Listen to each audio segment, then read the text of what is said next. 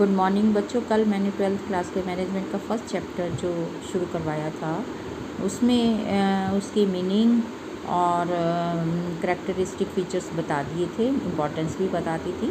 लेकिन चलो आज फिर थोड़ा सा इम्पॉर्टेंस रिवाइज कर लेते हैं। इम्पॉर्टेंस ऑफ मैनेजमेंट आपको पता है, जैसे पता ही है मैनेजमेंट का मैनेजमेंट बताया था मैंने।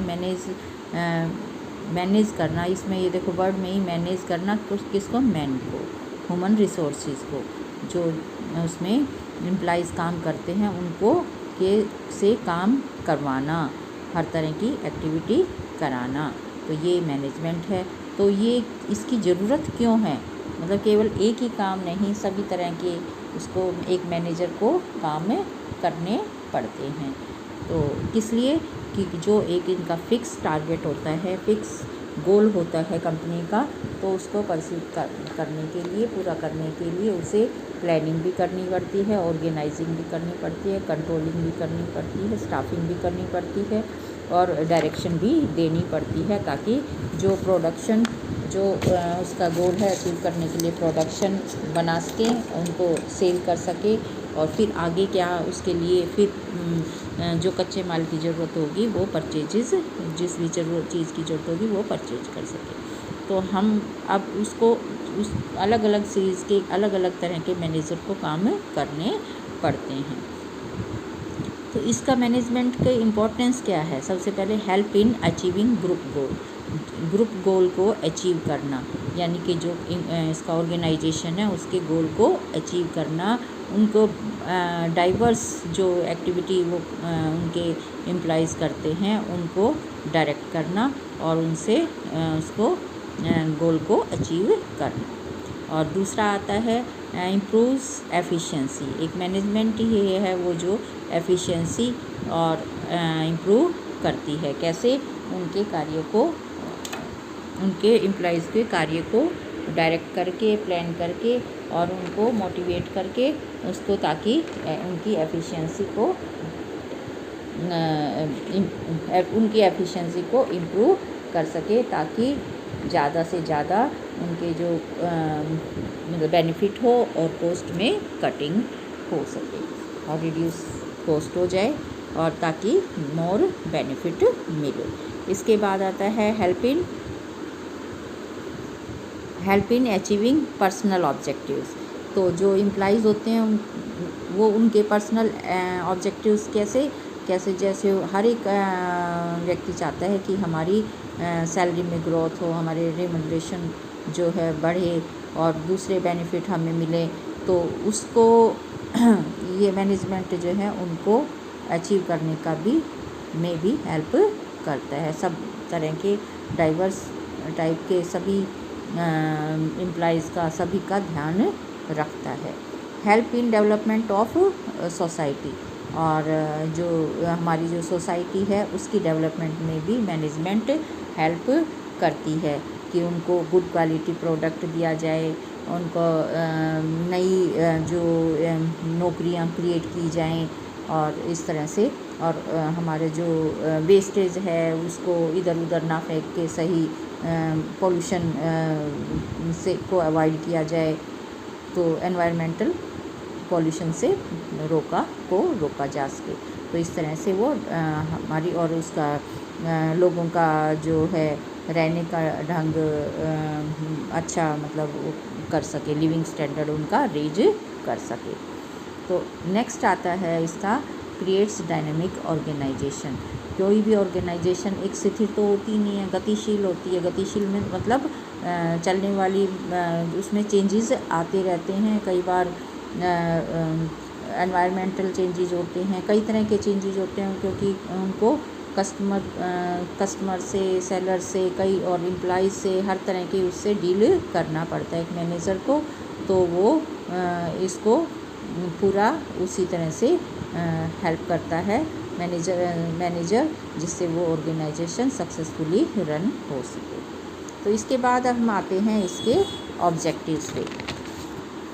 इतना तो हो गया, इम्पोर्टेंस तो आपको पता चल ही गया है। अब आते हैं ऑब्जेक्टिव्स। इसके मैनेजमेंट के ऑब्जेक्टिव्स क्या हैं, उद्देश्य क्या हैं, ऑब्जेक्टिव्स क्या हैं? इसके 3 ऑब्जेक्टिव्स हैं, ऑर्गेनाइजेशनल ऑब्जेक्टिव, सोशल ऑब्जेक्टिव्स और पर्सनल ऑब्जेक्टिव्स। ऑर्गेनाइजेशनल ऑब्जेक्टिव्स तो उसके अपनी कंपनी से रिलेटेड ऑब्जेक्टिव हो गए। कैसे? ये भी इसके अंडर भी 3 पॉइंट्स आएंगे। Number 1 survival. सर्वाइवल, कोई कंपनी ये तो है नहीं कि आज बनाइए कल हम उसे बंद कर देंगे, तो वो उसके लिए ज़्यादा से ज़्यादा एफर्ट किया जाता है उसके द्वारा, किसके द्वारा? मैनेजर के द्वारा, कि ताकि वो कंपनी ऑर्गेनाइजेशन काफ़ी समय तक सर्वाइव हो सके। वो कैसे? ऑप्टिमम यूज़ ऑफ उनका रिसोर्सेज का ऑप्टिमम यूज़ हो, वेस्ट कंट्रोल हो और प्रॉफिट ज़्यादा हो। तो ये आ गया सर्वाइवल में आ जाता है। दूसरा आता है प्रॉफिट। दूसरा किस में आता है? प्रॉफिट। तो प्रॉफिट, कोई भी कंपनी, कोई भी ऑर्गेनाइजेशन किस लिए काम करती है? प्रॉफिट को अचीव करने के लिए ही काम करती है। तो the most important objective of every organisation क्या है? एडुकेट अमाउंट ऑफ प्रॉफिट उसको मिल सके, उसको एडुकेट अमाउंट ऑफ प्रॉफिट मिल सके। तो ये कैसे संभव है? ये कैसे संभव है? ताकि ये जो है तभी ये जब वो उसमें कॉस्ट को बेनिफिट से एनालाइज करे और उसका वेस्टेज को रोके और उनको उनकी इंडिविजुअल्स का ध्यान रखे और आपस में कोऑर्डिनेशन हो, तभी वो कोई भी ऑर्गेनाइजेशन प्रॉफिट कर सकती है। तो इसका उद्देश्य भी मैनेजमेंट का ये है कि ज़्यादा से ज़्यादा प्रॉफिट गेन हो सके। उसके बाद आता है ग्रोथ। तो ग्रोथ, कोई भी कंपनी कब मापी जाएगी? कैसे पता चलेगा कि ग्रोथ में है? जब वो उसकी सक्सेसफुल उसकी कब माना जाएगा? जब उसकी ग्रोथ हो। कैसे? कि उसके जो एक्टिविटीज़ हैं वो एक्सपेंड हों। कैसे?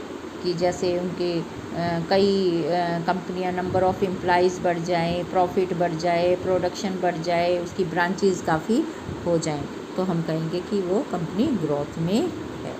तो ये भी एक ऑब्जेक्टिव है मैनेजमेंट का, उसको इसके लिए भी पूरा प्रयत्न करना पड़ता है। नेक्स्ट आता है सोशल ऑब्जेक्टिव्स। सोशल से मतलब सोसाइटी के प्रति किसी भी मैनेजर के या मैनेजमेंट के क्या ऑब्जेक्टिव्स हैं। एक तो सोसाइटी में कंपनी जितनी ग्रोथ होगी, एम्प्लॉइज़ की संख्या भी, नंबर भी बढ़ेगा, तो वो टू प्रोवाइड एम्प्लॉयमेंट अपॉर्चुनिटी, ठीक है। और उसके then to prevent environmental pollution. मैंने पहले भी बताया था कि मैनेजमेंट को ये भी ध्यान रखना पड़ता है कि एनवायरमेंटल पॉल्यूशन भी ना हो, उसको रोकना, कि इधर उधर वेस्ट ना डाल के डंपिंग, और उसको सही उसका वेस्ट कंट्रोल होना चाहिए। तीसरा आता है to contribute in raising standard of living standard of living sector. तो उनको लोगों की स्टैंडर्ड ऑफ लिविंग को भी रेज़ करना। उनमें कैसे रेज होगा? इनकम अगर उनकी टाइम पर जो प्रॉफिट में से कुछ कंट्रीब्यूशन उनको दिया जाए, उनकी सैलरी इम्प्रूव करके, तो उनका स्टैंडर्ड ऑफ लिविंग रेज कर सकता है। और गुड क्वालिटी प्रोडक्ट सोसाइटी में को प्रोवाइड करके वो भी उनका स्टैंडर्ड रेज हो सकता है। फोर्थ है फाइनेंशियल सपोर्ट टू कम्युनिटी। हाँ, कम्युनिटी में जहाँ ज़रूरत पड़े वो कुछ एक्स्ट्रा डोनेशन का पार्ट वो सोसाइटी में देकर भी वो सपोर्ट कर सकता है, और ज़्यादा से ज़्यादा एम्प्लॉइज़ लगाकर भी वो कम्युनिटी का फ़ायदा कर सकता है, हेल्प कर सकता है। देन आता है personal objective. Educate reward to employees. Personal objective क्या? किस पर्सनल से मतलब यहाँ है एम्प्लॉय से। तो एम्प्लॉय को कैसे के ऑब्जेक्टिव को क्या ध्यान में रखेगा एक मैनेजर, कि उनको मैनेजमेंट क्या ध्यान में रखेगी? एजुकेट रिवार्ड टू एम्प्लॉयज़, कि एम्प्लॉयज़ को सैलरी तो टाइम पे सही मिले और कॉम्पिटिटिव सैलरी हो, लेकिन साथ में प्रॉफिट में अगर प्रॉफिट अच्छा होता है तो उसके साथ टाइम टू टाइम रिवार्ड भी, उसमें प्रॉफिट भी में भी शेयर दिया जाए। टू प्रोवाइड हेल्दी एटमॉस्फेयर, कि उनको गुड वर्किंग कंडीशन प्रोवाइड की जाए। तीसरा आता है to provide participation in profit, वही पहले भी बताया मैंने कि प्रॉफिट अगर अच्छा होता है तो उसमें थोड़ा कुछ पार्ट उनको शेयर दिया जाए प्रॉफिट का। उसके बाद आता है पर्सनल ग्रोथ एंड डेवलपमेंट।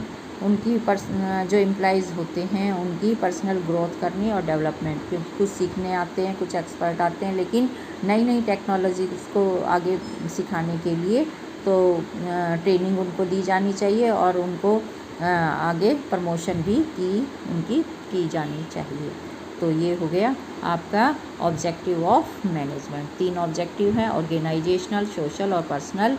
ठीक है, और ऑर्गेनाइजेशनल में आता है सर्वाइवल, प्रॉफिट और ग्रोथ, और इसमें आता है कि उनको एम्प्लॉयमेंट, सोशल में लोगों को एम्प्लॉयमेंट अपॉर्चुनिटी प्रोवाइड करके, एनवायरनमेंट पॉल्यूशन को रोक कर और उनका स्टैंडर्ड ऑफ लिविंग रेज करके और उनको कम्युनिटी को फाइनेंशियल सपोर्ट करके। पर्सनल में एम्प्लॉइज़ के एजुकेट अवार्ड देकर, हेल्दी एटमॉस्फेयर देकर, पार्टिसिपेशन इन प्रॉफिट और उनकी पर्सनल ग्रोथ करके एंड डेवलपमेंट करके। ठीक है, अब नेक्स्ट अब हम चलते हैं एक पार्ट जो मैंने पीछे आपको समझाया भी था, अफेक्टिवनेस एंड एफिशिएंसी। ठीक है, इनमें दोनों में क्या डिफरेंस है? अफेक्टिवनेस जैसे टी फॉर टाइम, ऐसे ही एफिशिएंसी हम सी को देखते हैं, सी फॉर कॉस्ट। तो इसमें इसका मीनिंग क्या होगा इफ़ेक्टिवनेस का? It refers to completing the task on time. Time पर काम होना चाहिए, जो ऑर्गेनाइजेशन का टास्क है वो टाइम पर हो, come to completing the task of time. अच्छा, इसका एफिशिएंसी का तो ये इसका सी का बताया ही मैंने। कॉस्ट तो मिनिमम कॉस्ट से और जो है ज़्यादा प्रॉफिट हो, completing the task with minimum cost और नो वेस्टेज ऑफ रिसोर्सेज हो। अब इसका ऑब्जेक्टिव क्या है? ऑब्जेक्टिव क्या इफेक्टिवनेस का? ये किससे कंसर्न है कि वो जो इसका ऑब्जेक्टिव क्या है? जो एंड रिजल्ट मतलब जो इसका ऑर्गेनाइजेशन का गोल है उसे अचीव किया जाए, अचीवमेंट ऑफ एंड रिजल्ट। और एफिशिएंसी का इससे कॉस्ट बेनिफिट एनालाइज करके, कॉस्ट का बेनिफिट से, जितनी कॉस्ट है कॉस्ट कम हो और बेनिफिट ज़्यादा हो, उनका एनालाइज करके। कैसे? यूजिंग मिनिमम रिसोर्सेज और मैक्सिमम बेनिफिट, कम रिसोर्सेज और मैक्सिमम बेनिफिट। ठीक है, अब आता है इसका मेन कंसिडरेशन। मेन क्या है कि मेन क्या है, लास्ट में क्या होगा कि वो जो एंड रिजल्ट हो, completion of task with in the given time, दिए हुए जो टाइम फिक्स टाइम है उसके अंदर काम पूर्ण हुआ हो जाए। उसके बाद इसका एफिशिएंसी का कि ऑप्टिमम वही चीज़ है, ऑप्टिमम यूटिलाइजेशन ऑफ रिसोर्सेज, यानी कि नो वेस्टेज ऑफ रिसोर्सेज, और कॉस्ट बेनिफिट एनालाइज हो, मोर प्रॉफिट लोअर कॉस्ट। ठीक है, ये बच्चे आपका हो गया है। ये अब इतना करवा दिया है। बाकी अब नेक्स्ट वीडियो में मैं करवाऊँगी और इनको साथ के साथ आप रिवाइज़ कर लेना। अच्छा, एक बात और, आप जिन बच्चों ने सब्सक्राइब नहीं किया वो सब्सक्राइब भी करेंगे और शेयर भी करेंगे। ठीक है, लाइक और कमेंट भी ज़रूर करें। थैंक यू बेटा, थैंक यू वेरी मच।